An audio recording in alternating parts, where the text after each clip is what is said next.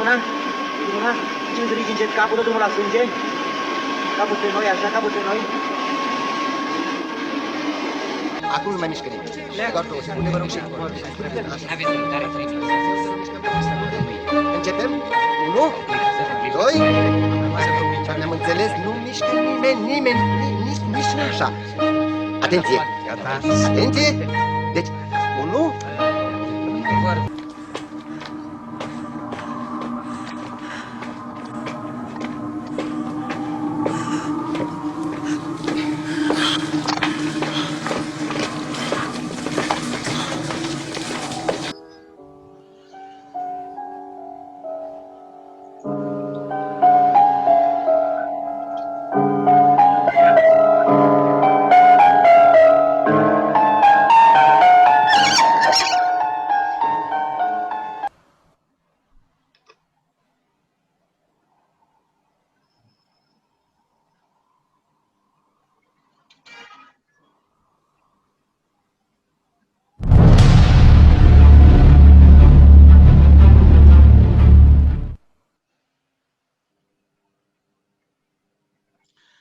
Good evening.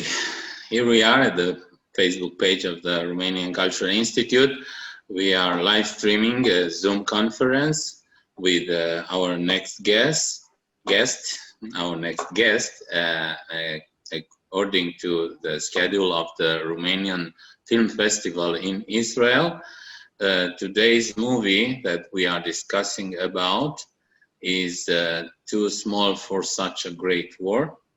The director is Radu Gabrea, and we discussed together about Radu Gabrea and about his movie, his classic movie, together with the curator of the Romanian Film Festival in Israel, Iris Lackner, and with the well-known Romanian film critic, Mr. Mihai Fulger. Welcome, and thank you for accepting to be our guest.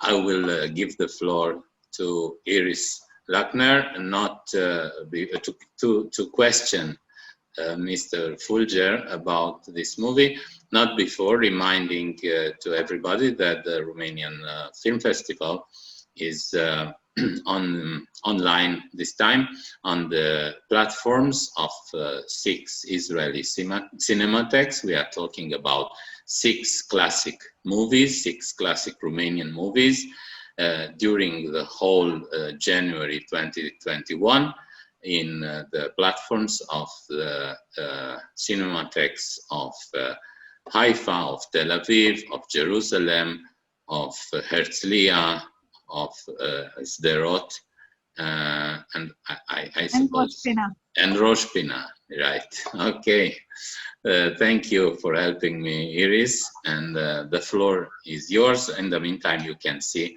the schedule of the movies in the Romanian Film Festival. Welcome to all our viewers. I'm very happy to be at this meeting as well, hosting here Mr. Mihai Fulger. So welcome again. I would like to say a few words about Mr. Fulger before we start. He's a film critic. He has wrote a book about the new wave in Romanian cinematography that won the big prize of Romanian Critics Association. He works now at the History Institution of Art and born in Piatra Neamț, and the editor of the very good cinematic magazine Film.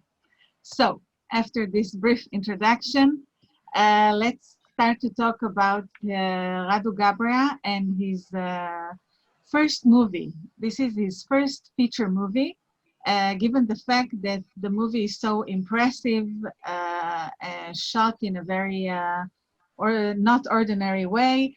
What can one expect when he sees such a film, knowing that this is a film debut for a director?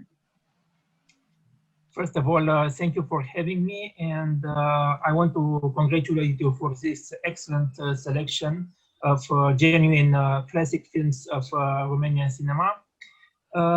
Too Small for Such a Big Work is indeed Radu Gabrea's first feature film, made only 1 year and a half, 2 years after graduating from the film school in Bucharest, IATC, it was called at that time.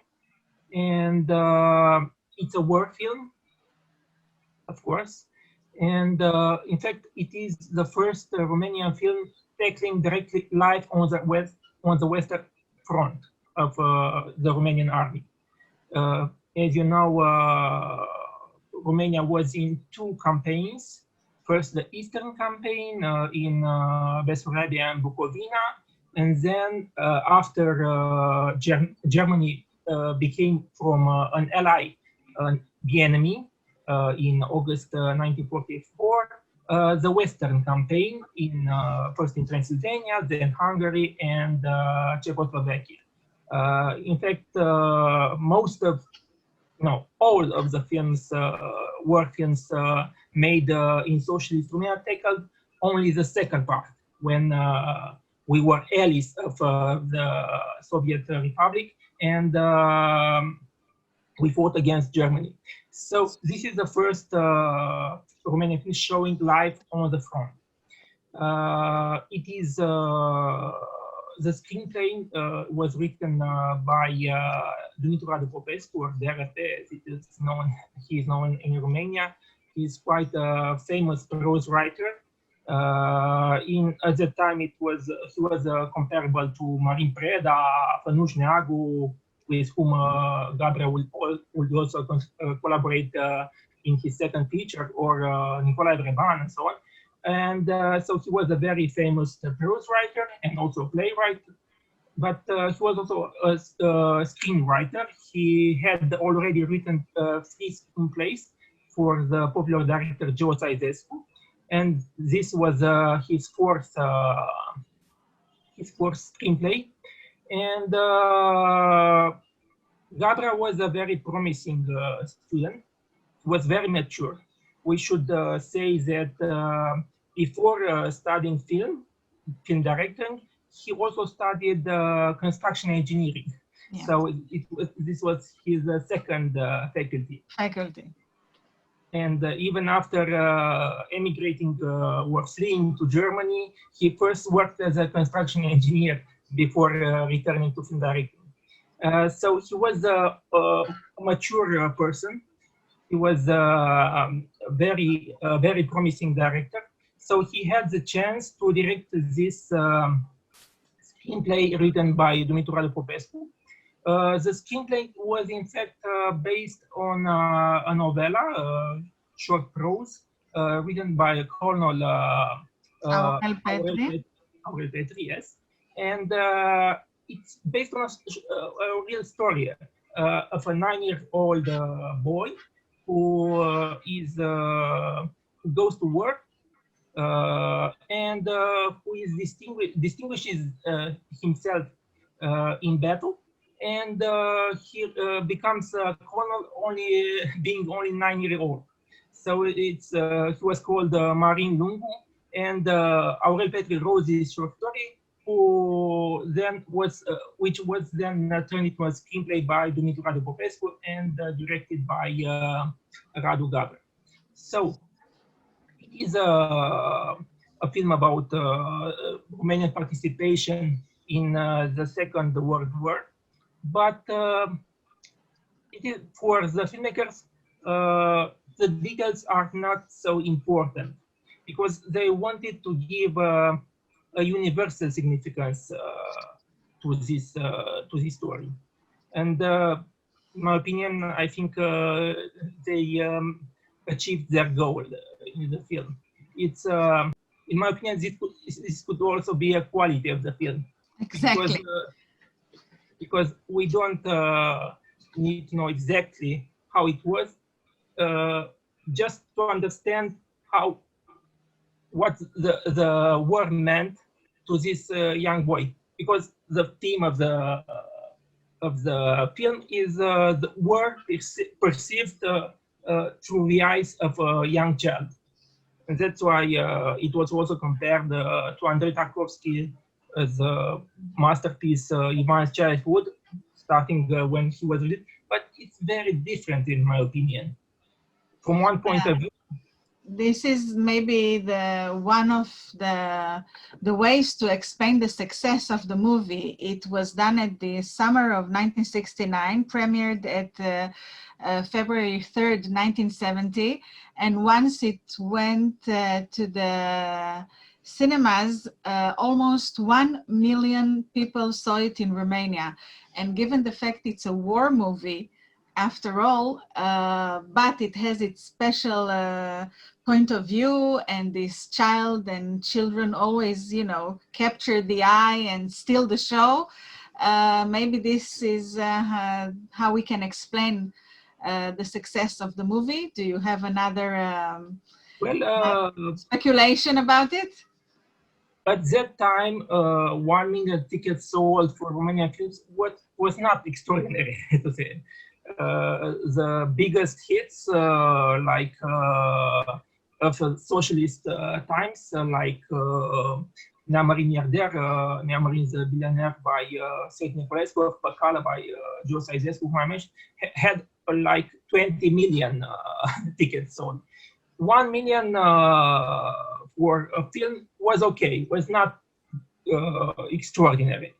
But it was a very well received film. It went also to the film festival, to the reputed film festival in Locarno, where it won the prize of the youth jury, and it was well appreciated over there. And it had a great cast, so a lot of very well-known Romanian actors, except for the child, Mihai Filip, who plays Mihai in the film. In fact, there are also some other actors like Danuț who have the same name in the film. There are a lot of important Romanian film and theater actors: Mircea Albulescu, Gheorghe Cozor. One of the biggest? Sorry? One of the biggest, I'm saying, yes. Mircea Albulescu, yes. Jean Constantin, Gheorghe Dinică, Ernest Maftei, and Iana Popovic, who played also in Reenactment that you have also here in the program, and many others. So it was a great cast.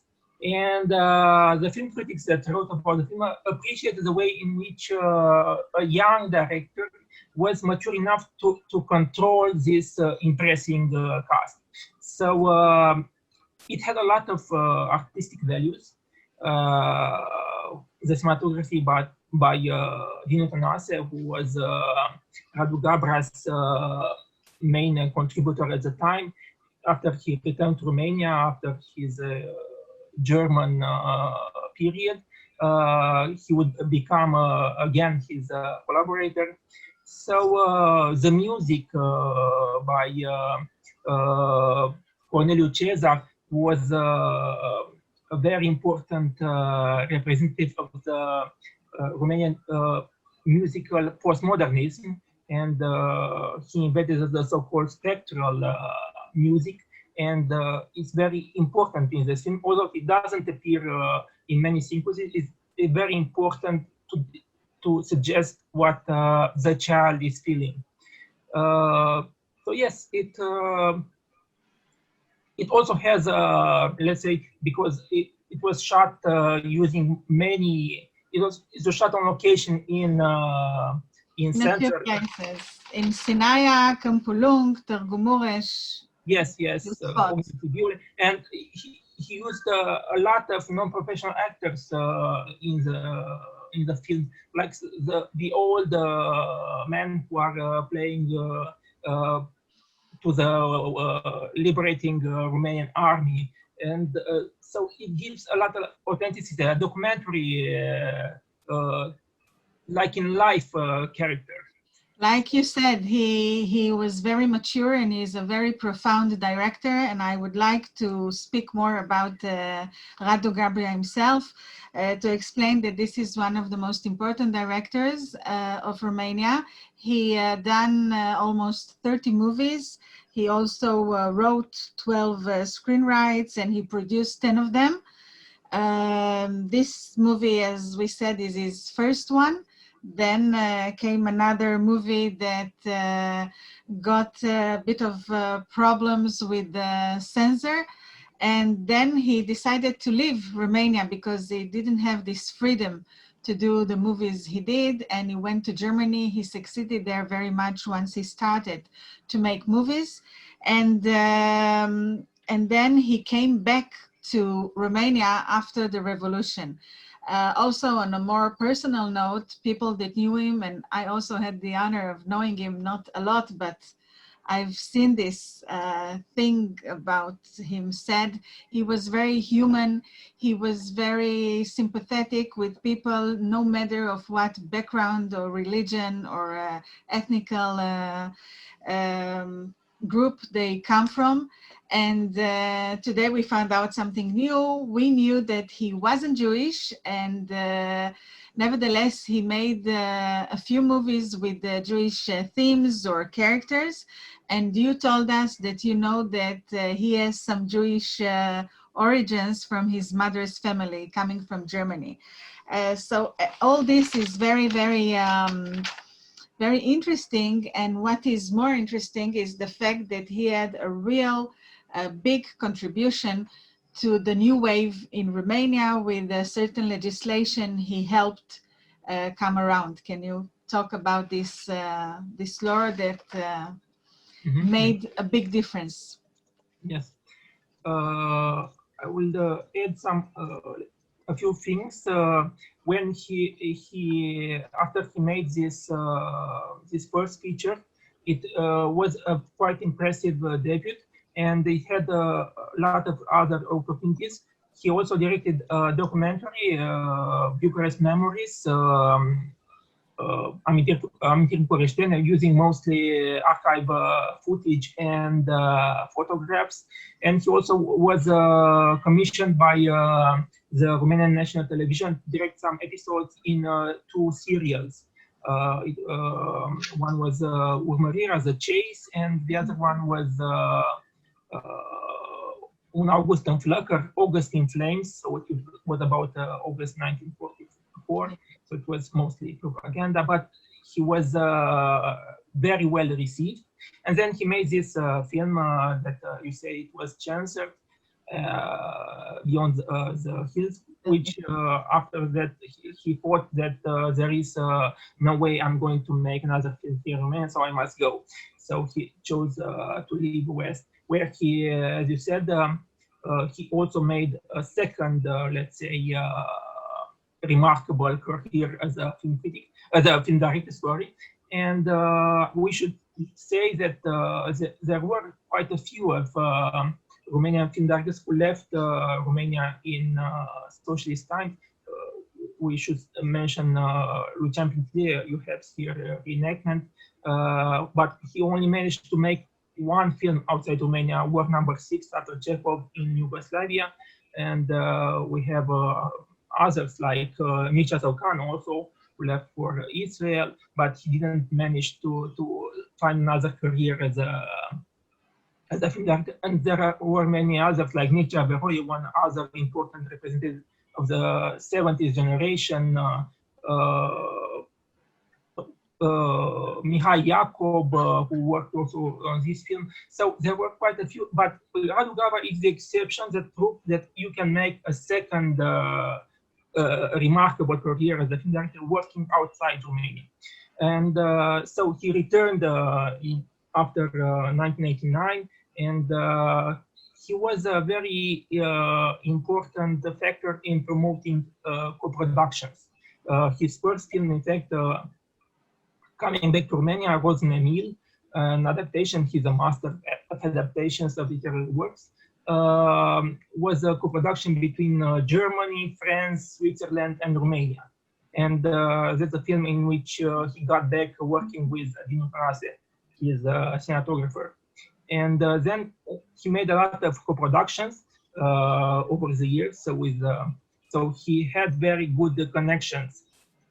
And Romanian filmmakers weren't used to making co-productions because all the films made during socialist times were fully funded by the state, so they didn't need to make co-production. And Gabrea showed them the way.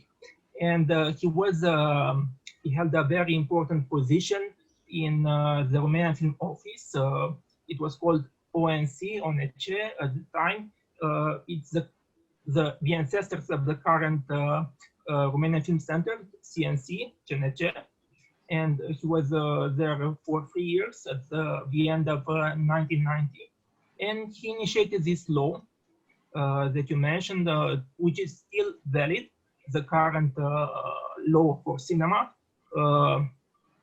It was validated in 2005, but he initiated it. He is the father of the cinema law. And I would say, for example, if you refer to the new wave of Romanian cinema, during his time at the ONC, the father of CNC, he supported the first screenplays by Cristi Puiu and Război Rădulescu, Staffan Dau, Marfa Shibani, which was released in 2001, or Radu Muntean, Furia. So he supported the young generation. He was also a teacher for a few years at the film school in University. Now in NTC. For example, Adina Pintilie, who won the Golden Bear in Berlin with Touch Me Not, was one of his students, and he supported her a lot. So yes, it meant a lot for Romanian cinema. I would just like to say to our Israeli viewers, הוא אבי חוק הקולנוע ברומניה. It's very important to emphasize this, because we also are very glad that once this kind of law was initiated here, something changed for the good. So he did that in Romania. אבי חוק הקולנוע ברומניה, שבעצם נתן את הפוש האמיתי לגל החדש בקולנוע הרומני. Yes. In the meantime, we have some questions, but actually not questions, more like comments. I will interfere just with one comment, which is connected to what you said until now, from Dror Zisman. מבחינתי הבמאי הרומני הכי חשוב מנקודת המבט היהודית. So Dror Zisman we will translate it to you. He considers him the best, the most important director, Romanian director, concerning all Jewish themes. So it's interesting. Yes, he was. He was. He made a lot of films about Yiddish culture and about the Romanian Jews. For example, if I should mention another important fiction film, not to mention the documentaries, maybe we'll mention them later on, a fiction film with a screenplay written by Război Rădulescu and Alexandru Baciu, based on one chapter from the novel Caput by Curte Malaparte. It's called Gruber's Journey, Călătoria lui Gruber. I will say it in Hebrew, a few of the movies, so our spectators can relate to it. אל תירא יעקב, על זוג יהודים בעלי בית מרזח במאה ה-19 ברומניה. סטרומה, על פרשת הטבעתה של הספינה. מורשתו של גולדפאדן. איציק מנגר, התרנגול כרות הראש, על נער רומני ממוצא גרמני שמצטרף לנוער ההיטלראי, וסיפור האהבה שלו לנערה יהודייה, נתן רקע לסרט אחר שנעשה לו מזמן, הנסיעה של גרובר, והסרט האחרון שהוא עשה, סרט דוקומנטרי, הקיסרית האדומה, חייו והרפתקאותיה של אנה פאוקר. So, it's amazing. Yes, there are more. There are much more. Yeah. But I was referring to this Gruber because it's important, because it's the first Romanian film which tackles the pogrom in Iași in July 1941. Yeah. There are moments in the recent history of Romania that are not well known or are preferred to be hidden. But Gabrea wanted to shed light on these moments, and this is what makes another reason why he is so remarkable. His work is so remarkable. Yeah, I gave just one example. You gave more, and Anna Pauker was another communist leader, one of the first communist leaders in Romania of Jewish origin, and this was the last film he completed before unfortunately dying in prison 4 years ago. 4 years ago. Yes, he was. Just to give the floor also to other persons who are writing to us in the meantime, our viewers, Dan Romashkanu, our good friend. He says, you mentioned Gabrea's colleagues of generation. Gabrea is actually an exception as he was quite successful after 1990. However, many of his other friends and colleagues, Mihai Yakov you mentioned, but also Pizza, Veroiu, etc., did not succeed that well. It's only in the 90s that the new wave appeared. Can you comment about this, Mr. Yes, Fulger? as Mr. Romashkanu said, Gabrea is belongs to the so-called Generația 70, the 70th generation, together with these names, Dan Pizza, Mircea Veroiu, Mircea Leopold, so you have it here, him here with Jacob, Dino Tănase, who after being a cinematographer turned into a filmmaker, into a film director, Iosif Demian, Stere Gulea, and many others. And he was successful after 1989, but there are also some other directors who were successful. For example, I should mention that Dan Pizza won the Silver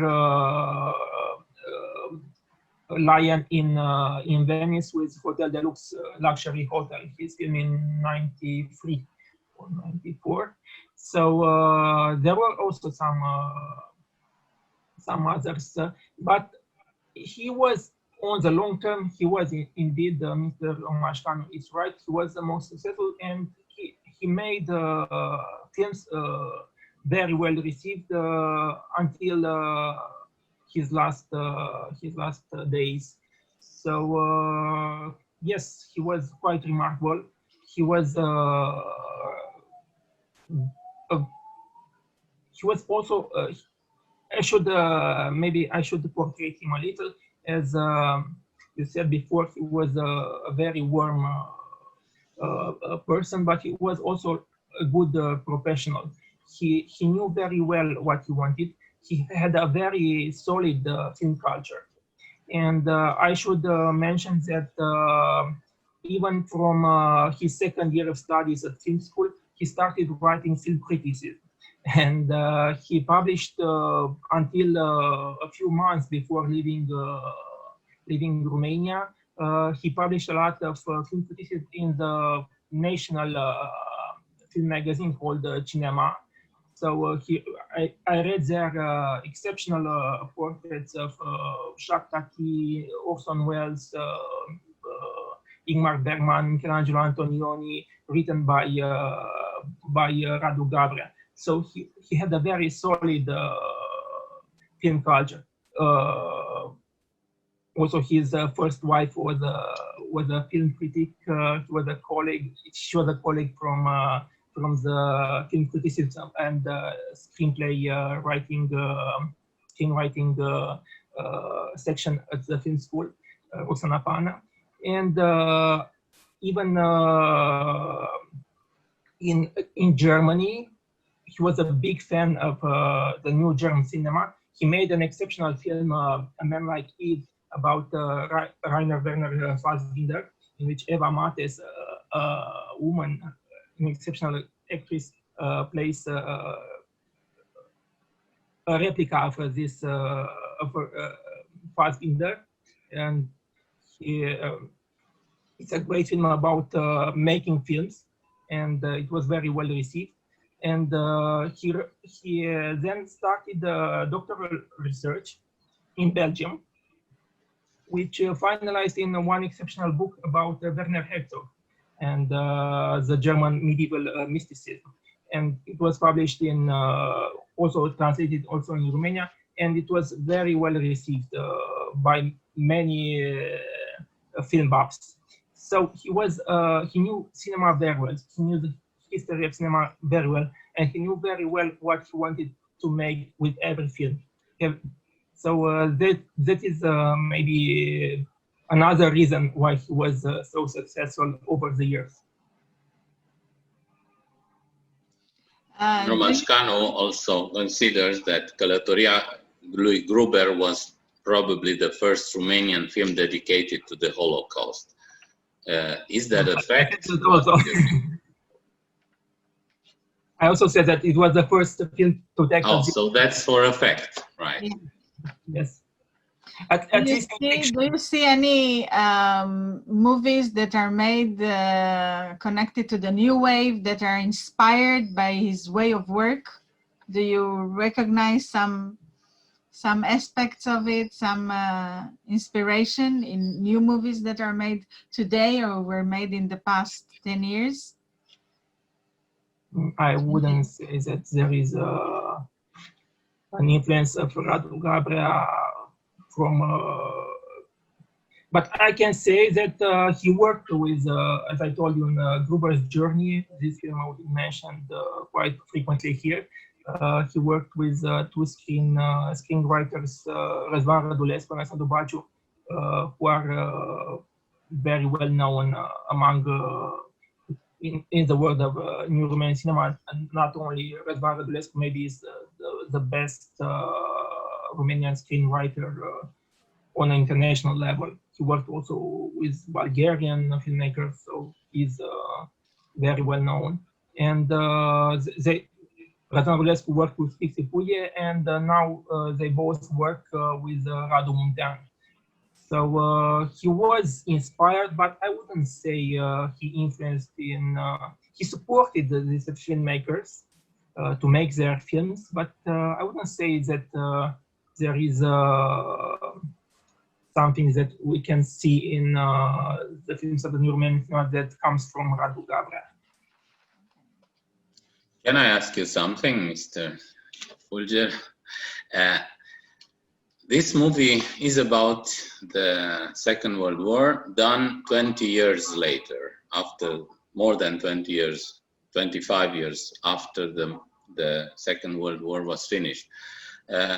Is there anything, a message for the present and for the future, from your point of view in this movie? Is there a hidden message? Something that is a critic of the society, of the communist society?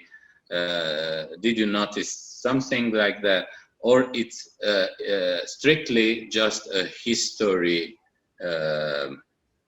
about the involvement of the Romanian army in the Second World War, in the last part of the Second World War, and the story of the child, his personal history in a big picture of the national history of Romania. So I think there must be something that wasn't quite kosher, let's say so, but the communist censorship didn't actually notice. Well, I don't believe there is some hidden critique of the communist regime. In fact, at least, if I may, maybe the actual regime would have expect some glory in this story, some glory of the Romanian army that was joining forces with the glorious Red Army, the Soviets, in order to erase the fascist Germany. And there is no glory in this story. No, yeah. So maybe this is the critic of yes, the... the perspective is not so triumphalist. I don't know if there is this is the Not word. at all. As in other war movies, you are perfectly right. But I don't think it's got any criticism of the communist society. But there is some influences. There are some influences coming from mythology, I would say, and also Romanian folklore, which make it even more universal. And Dumitru Radu Popescu was inspired by Greek and Romanian mythologies. For example, if you know the film by Alexandru Tatos, Duios Anastasia trecea, gently Anastasia was passing away, something like that. It's a modern interpretation of the myth of Antigone, in which the heroine cannot bury her dead brother because the king ordered to have this body lay on the street as a proof. Here, in my interpretation, this film, too small for such a big work, is another interpretation of a Greek myth, the one of Cassandra, the priestess of Apollo and the prophetess, who is cursed not to be believed by anyone, who sees the future but cannot be believed by anyone. And here, in fact, it's a change here, because Mihai, the protagonist, doesn't see what the world will be. He sees how the world should be, or how he believes that how he would like it to be. In those visions he has, you all notice them because they are clearly separated from the rest. Like for example, when the bearded soldier Mircea Bulescu is welcomed as a general by the liberated inhabitants, while he was shot in a church. But another thing, the Germans are not perceived as pure evil. So there are no, these are the good guys, these are the bad guys. For example, the German deserter at the end, who runs away with Mihai, with a boy, after he loses all his fellow soldiers, is as innocent as he is. He's not evil. One would have expected from a German soldier to be evil, but no, he is not. And of course, in the end, innocence is right. So there are no bad guys and good guys. It's only about the tragedy of war and yes, the story of an innocent child who is growing up in the middle of the war. A very interesting and challenging story. If I may say another thing, I said people compared it with Ivan's childhood. Here, Mihai doesn't have any backstory. We don't understand anything about him. He is just there. He is now. The filmmakers don't want to show that he helps the soldiers because his family was killed by the Germans or so on. No, he is just there. There is no explanation. And moreover, even if the film is based on the case of a 9-year-old corporal in an army, we see this protagonist treating war as a joke most of the times.